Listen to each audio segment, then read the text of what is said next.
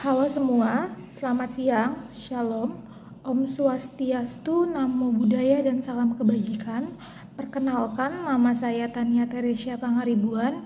Saya adalah mahasiswi Magister Hukum Fakultas Hukum Universitas Kristen Indonesia yang di Salemba dengan nomor induk mahasiswa 2302190010 kelas D, mata kuliah Hukum Pertanahan.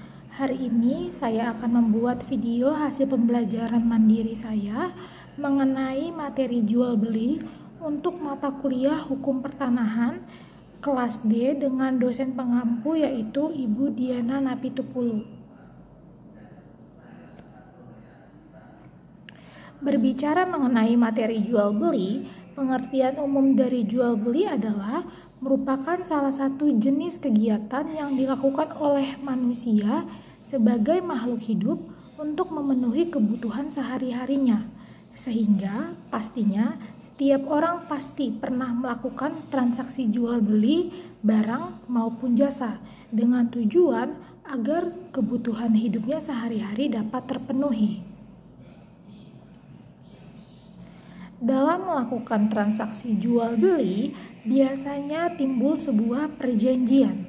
Perjanjian menurut pengertian umum adalah persetujuan yang dilakukan oleh kedua belah pihak, baik secara tertulis maupun tidak tertulis, untuk melakukan sesuatu atau tidak melakukan sesuatu. Perjanjian dapat dilakukan secara lisan maupun tidak lisan.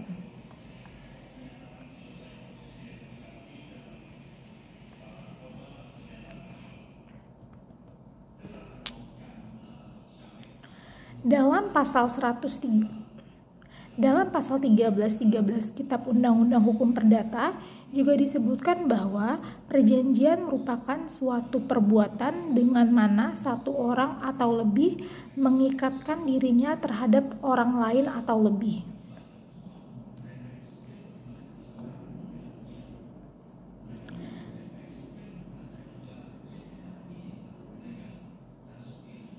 Dan dalam perkembangannya, kegiatan jual beli bisa dilakukan dengan berbagai macam cara. Yang sebelumnya kegiatan jual beli dilakukan dengan cara tatap muka, hari-hari ini kegiatan jual beli dapat dilakukan secara tidak tatap muka atau secara virtual. Pengertian perjanjian jual beli menurut Profesor R. Subakti memberikan pengertian bahwa jual beli merupakan perjanjian timbal balik di mana satu pihak atau yang disebut dengan penjual berjanji untuk menyerahkan hak milik atas suatu barang, sedangkan pihak yang lainnya atau yang biasanya disebut sebagai pembeli berjanji untuk membayar harga yang terdiri dari sejumlah uang sebagai imbalan dari perolehan peralihan hak tersebut. Biasanya harga yang diberikan oleh pembeli itu sesuai dengan perjanjian yang dibuat sejak awal antara pembeli dengan penjual. Biasanya, objek perjanjian jual beli merupakan barang tertentu yang setidaknya dapat ditentukan wujud dan jumlahnya pada saat ia akan diserahkan hak miliknya kepada si pembeli, sehingga menjadi sah dalam perjanjian jual beli. Unsur-unsur pokok perjanjian jual beli adalah adanya barang dan harga. Sesuai dengan asas konsensual yang menjiwai hukum perjanjian hukum perdata, perjanjian jual beli itu sudah tercipta pada saat tercapainya kata sepakat mengenai barang dan harga, maka perjanjian jual beli tersebut bisa tercapai juga. Jika kita melihat prinsip hukum perjanjian dalam hukum perdata, maka kita dapat menemukan bahwa hukum perjanjian dalam hukum perdata mengandung sistem asas konsensualisme. Asas konsensualisme artinya untuk melahirkan perjanjian cukup dengan kata sepakat saja, dan bahwa perjanjian itu sudah sah dilahirkan pada saat atau terciptanya konsensus sebagaimana yang dimaksudkan di atas. Pada saat tersebut perjanjian sudah jadi dan atau sudah bisa dikatakan perjanjian tersebut mengikat para pihak jika sudah ada kata sepakat. Jika kita membahas mengenai hukum jual beli dan hukum perjanjian, maka tidak bisa lepas dari pasal 1320 KUH Perdata yang menyatakan bahwa syarat sahnya suatu perjanjian harus memenuhi 4 syarat. Yang pertama, kesepakatan para pihak untuk mengikatkan dirinya pada sebuah perjanjian. Kedua, kecakapan para pihak yang ingin membuat perjanjian. Ketiga, suatu hal yang tertentu. Yang keempat, suatu sebab yang halal. Dua syarat yang pertama merupakan syarat yang menyangkut subjeknya atau syarat subjektif. Sedangkan dua syarat terakhir yang tadi saya sebutkan mengenai objeknya atau biasanya disebut sebagai syarat objektif. Suatu perjanjian yang mengandung cacat pada subjeknya tidak selalu menjadikan perjanjian tersebut menjadi batal dengan sendirinya, tetapi seringkali hanya memberikan kemungkinan untuk dibatalkan atau biasanya kita mengenalnya sebagai perjanjian dapat dibatalkan. Sedangkan kalau misalnya berbicara mengenai objektif, maka perjanjian tersebut dapat batal hanya karena hukum atau biasanya kita menyebutnya batal demi hukum. Dan dalam teori dan praktiknya, jual beli dianggap telah terjadi ketika para pihak telah mencapai kata sepakat tentang kebendaan tersebut dan harganya, meskipun kebendaan tersebut belum diserahkan, seperti jual beli piano yang dilakukan antara si penjual dan si pembeli, di mana para pihak telah sepakat dengan barang yang akan dibeli, kemudian kondisi barang yang akan dibeli, plus minus barang yang akan dibeli, kemudian ada kesepakatan mengenai harga juga, dan proses peralihan hak itu dapat dilakukan secara terang dan tunai. Terang artinya perjanjian jual beli tersebut dilakukan secara terbuka dan tidak menutupi kendala atau alat musik piano tersebut atau keadaan barang yang ingin dijual tersebut. Sedangkan kalau berbicara mengenai tunai, artinya harga jual belinya harus dibayarkan secara tunai atau secara cash. Selanjutnya mengenai jual beli, berdasarkan pasal 1457 Kitab Undang-Undang Hukum Perdata menyebutkan bahwa jual beli merupakan sebuah kegiatan di mana ada satu pihak dengan pihak yang lainnya sepakat untuk mengikatkan dirinya dalam sebuah perjanjian untuk menyerahkan suatu benda, dan pihak yang menerima benda tersebut atau adanya peralihan hak kepemilikan atas benda tersebut juga memiliki perjanjian untuk membayarkan harga benda sesuai dengan yang sudah diperjanjikan sejak awal. Jadi biasanya untuk proses jual beli, sebelum adanya peralihan hak atas kepemilikan, kemudian adanya penyerahan sejumlah uang, biasanya akan ada perjanjian atau diskusi yang melibatkan para pihak untuk membahas mengenai kondisi barang yang ingin dijual atau beralih, kemudian dilanjut dengan harga yang akan diberikan untuk pemberian ganti perolehan hak kepemilikan yang sudah beralih nantinya. Kemudian jika kita membahas mengenai jual beli tanah, kita dapat menemukannya di KUH Perdata, Kitab Undang-Undang Hukum Perdata yang tertulis dalam pasal 1457. Jual beli yang dianut di dalam hukum perdata itu bersifat obligatoir.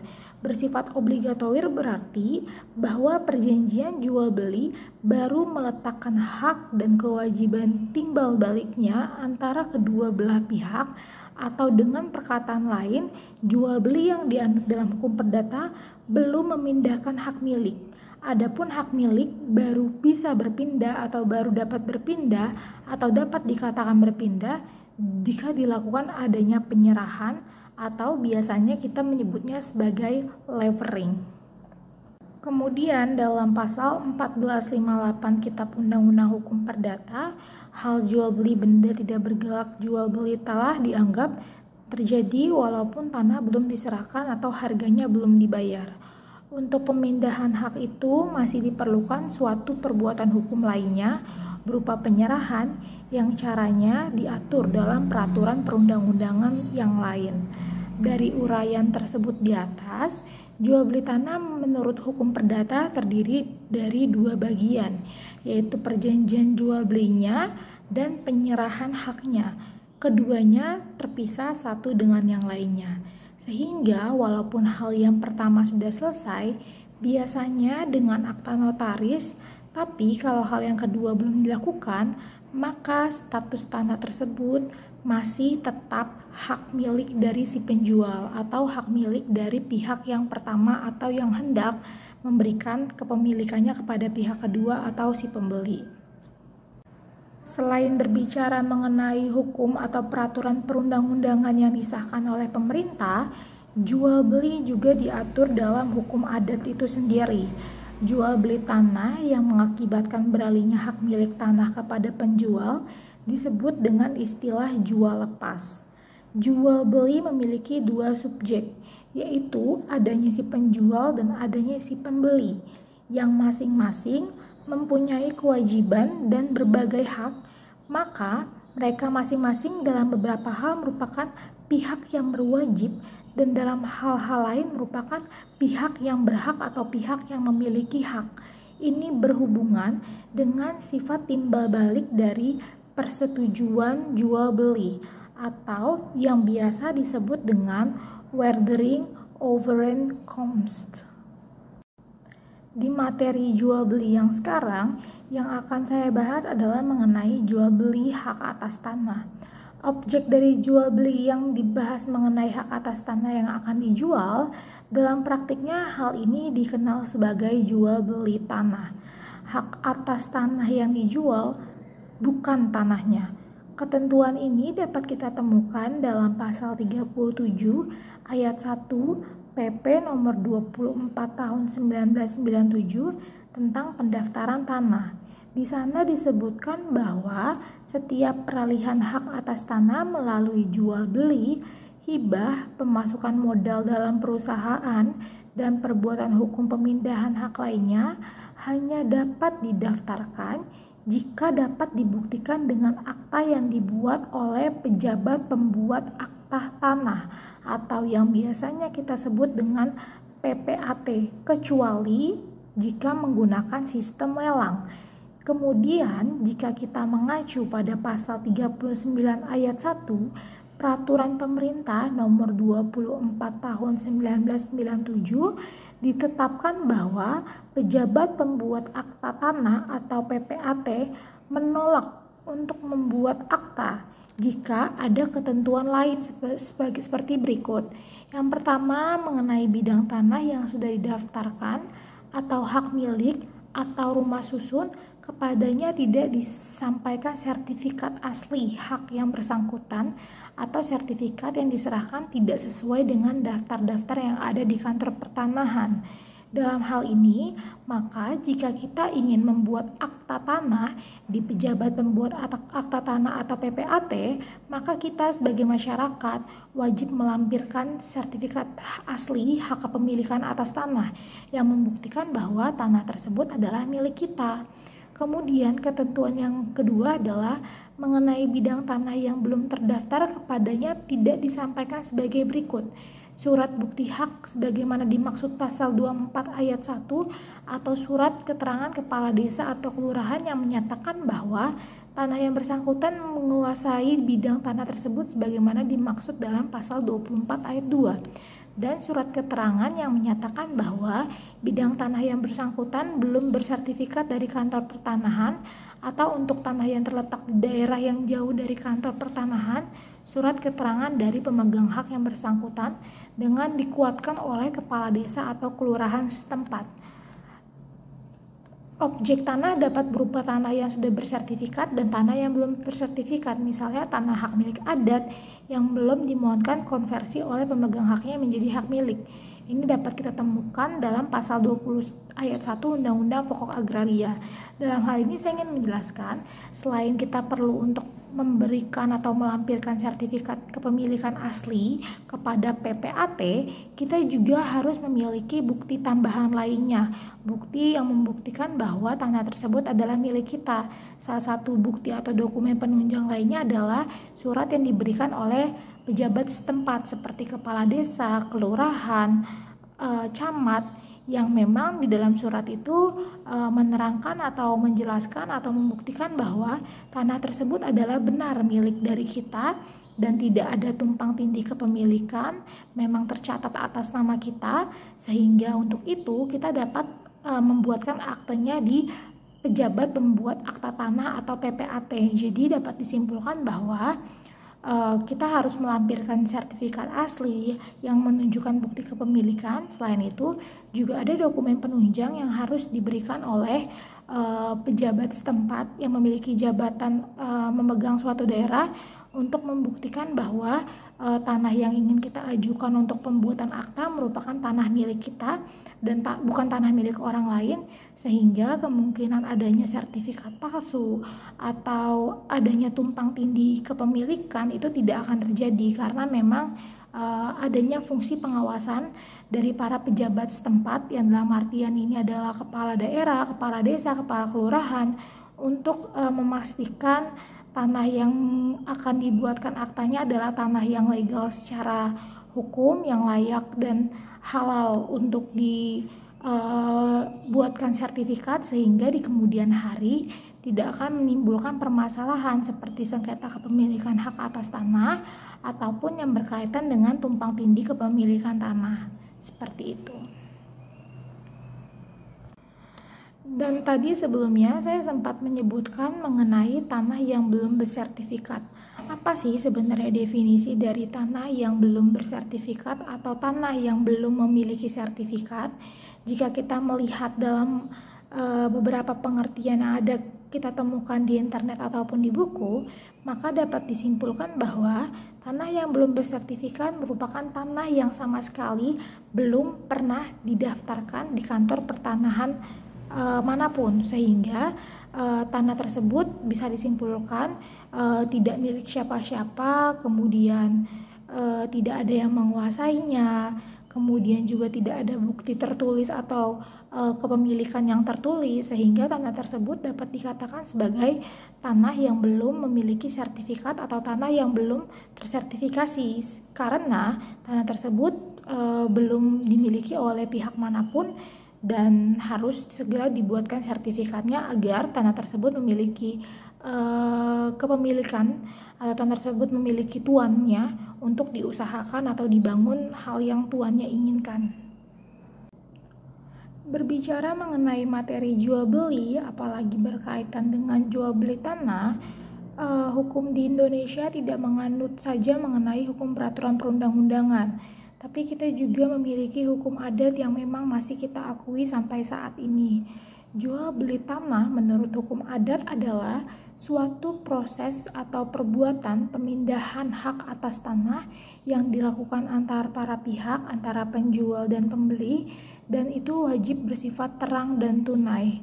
Terang dalam artian perbuatan pemindahan hak tersebut harus dilakukan di hadapan kepala adat setempat yang berperan sebagai pejabat yang menanggung keteraturan dan sahnya perbuatan pemindahan hak tersebut, sehingga perbuatan tersebut diketahui oleh umum atau dianggap sudah diketahui oleh banyak orang karena sudah ada kepala adat di tengah-tengahnya. Sedangkan kalau berbicara mengenai pengertian tunai, berarti bahwa perbuatan pemindahan hak dan pembayaran harganya dilakukan secara serentak atau secara bersamaan. Jadi ketika sudah ada kepala adat yang menyaksikan, biasanya proses pemindahan hak atas tanah akan dibarengi dengan pemberian sejumlah uang, yang artinya pemenuhan hak dan kewajiban para pihak harus dilakukan secara bersamaan. Oleh karena itu, tunai berarti harga tanah yang dibayar kontan atau baru dibayar sisanya, maka penjual tidak dapat menuntut atas dasar terjadinya jual beli tanah, akan tetapi atas dasar hukum utang piutang. Itu merupakan filosofi mengapa kegiatan jual beli tanah harus dilakukan secara terang dan tunai. Maka dari itu, belum lunasnya pembayaran harga tanah yang ditetapkan tersebut tidak akan menghalangi pemindahan haknya atas tanah. Artinya, pelaksanaan jual beli tetap dianggap telah selesai, walaupun harga yang dibayarkan belum lunas. Adapun sisa uang yang harus dibayar oleh pembeli kepada penjual dianggap sebagai utang pembeli kepada penjual. Jadi, hubungan ini merupakan hubungan utang piutang antar penjual dan pembeli, bukan lagi berbicara mengenai jual beli hak atas tanah. Meskipun pembeli masih menanggung utang kepada penjual berkenaan dengan jual beli tanah penjual, namun hak atas tanah tetap telah berpindah dari penjual kepada pembeli saat jual beli atau transaksi jual beli tersebut dinyatakan sudah selesai di saat tersebut. Dalam jual beli tanah terdapat beberapa prinsip yang berkaitan dengan jual beli tanah. Di antaranya adalah sebagai berikut. Yang pertama, jika kita melihat dari sisi subjeknya atau si penjual, maka si penjual berhak untuk menjual tanah yang ia miliki dengan sertifikat yang ia miliki. Dalam jual beli tanah, tentu saja pemegang hak milik atas tanah yang berhak melakukan perbuatan hukum tersebut yang disengaja untuk memperalihkan atau mengalihkan hak atas tanah kepada pihak lain melalui praktik yang kita sebut dengan praktik jual beli. Yang kedua, apabila pemilik tanah lebih dari satu orang, maka diperlukan persetujuan dari pemilik lain sebelum tanah yang bersangkutan dijual atau dialihkan kepada pihak lain. Dalam artian, jika dalam satu tanah dimiliki oleh 2 atau 3 orang atau lebih dan akan adanya peralihan hak kepemilikan atas tanah, maka para pemilik tanah yang terdiri dari 2 atau 3 orang atau lebih harus sama-sama sepakat untuk melakukan peralihan hak atas tanah. Kemudian pada yang ketiga, prinsipnya, pada dasarnya jual beli tanah baru disebut dengan perbuatan hukum yang sempurna. Salah satunya jika penjual tanah merupakan pemilik tanah yang bersangkutan. Sehingga jika ada pihak yang menjual tanah pada yang bersangkutan bukan sebagai pemiliknya, maka secara hukum dianggap sejak semula tidak pernah terjadi jual beli tanah. Akibat lain ialah tidak pernah terjadi yang namanya peralihan hak atas tanah walaupun pihak lain atau pembeli telah menguasai tanah yang bersangkutan. Dalam hal ini, jika kita melihat kasusnya di lapangan, biasanya terjadi pada kasus jual beli tanah yang melibatkan para calo, di mana calo ini merupakan pihak ketiga yang tidak memiliki hak atau tidak memiliki bukti kepemilikan atas tanah tersebut, sehingga jika dalam perjalanannya terjadi jual beli yang melibatkan calo, kemungkinan besar akan terjadi risiko yang buruk, yaitu dianggapnya tidak ada jual beli tanah. Maka dari itu, baiknya jika terjadi transaksi jual beli tanah, itu dapat dilakukan secara langsung oleh pihak yang memiliki hak kepemilikan atas tanah tersebut.